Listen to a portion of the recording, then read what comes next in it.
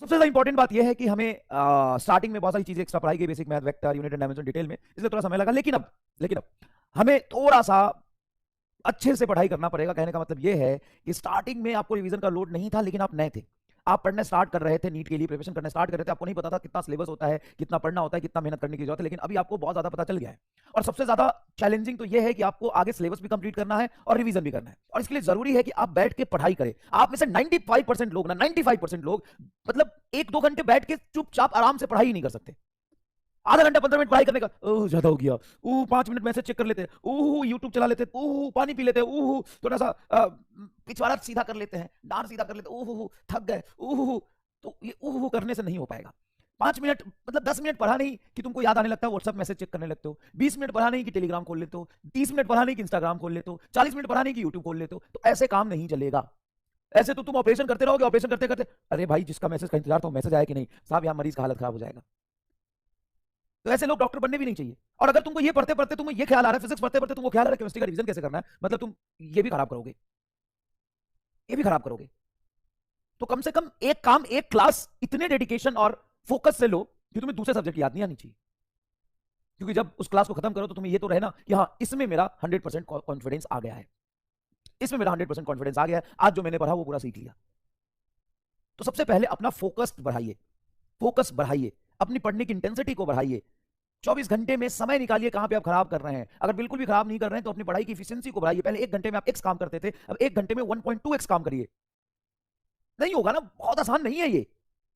कितना मुश्किल है, एक बार सोच के देखो। 16 लाख में से तुमको एक सीट चाहिए, 1000 मतलब टॉप 100 में चाहिए, टॉप 1000 में चाहिए, 10,000 बच्चे सेलेक्ट होने हैं, तुम्हें जस्ट सेलेक्ट भी होना है, तुम्हें जस्ट सेलेक्ट भी होना है। तो टॉप 1% में आना पड़ेगा, टॉप 1% में आना पड़ेगा। 100 बच्चे जो मेहनत कर रहे हैं उन 100 में से सबसे ज्यादा तुमको मेहनत करना पड़ेगा। कैसे होगा ये मेहनत?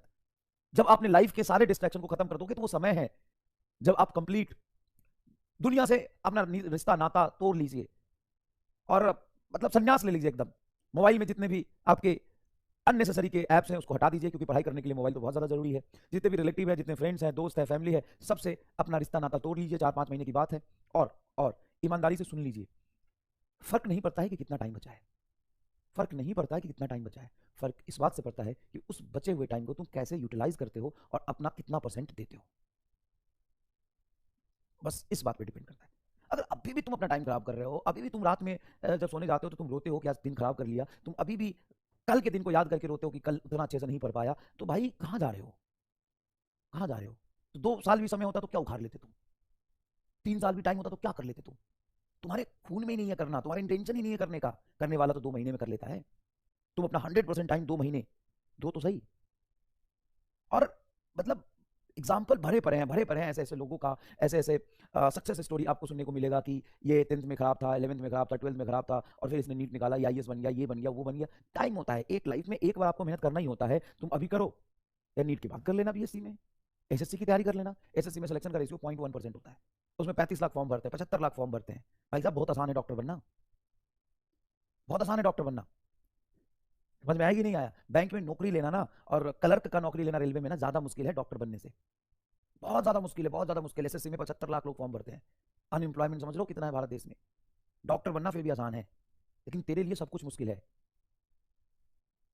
तेरे लिए सब कुछ मुश्किल है, सब कुछ मुश्किल है। तेरे लिए क्लास ही नहीं झेला जा रहा रे, तो इतना कमजोर है, क्लास ही नहीं झेला जा रहा तुमसे तो। और वैसे भी 1 ही % बच्चे डॉक्टर बनने वाले हैं ना, सब तो कंपटीशन कम ही करने आए हैं, सही बात है। चलो